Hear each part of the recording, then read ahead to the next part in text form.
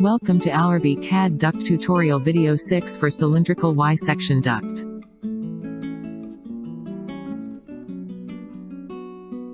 Click on Cylinder menu and choose Y-section option.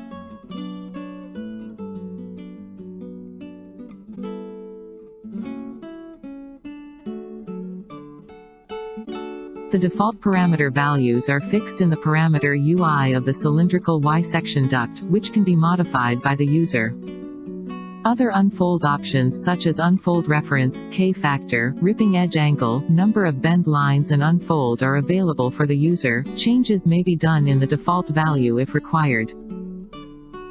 Press Create button for creating the duct in the graphic user interface. The user may rotate the model to the desired orientation using mouse left click and drag. The user may enter the values for the parameters of cylindrical Y-section duct in the parameter UI for obtaining different dimensions of the duct.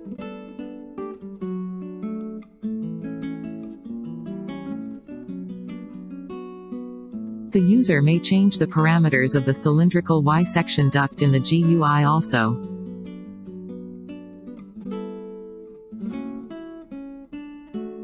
The output step files of the 3D model of the duct are generated using Save Step option.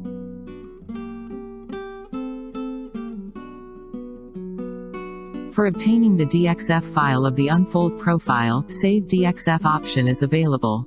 The user can obtain the GLTF file format by using the Save As option.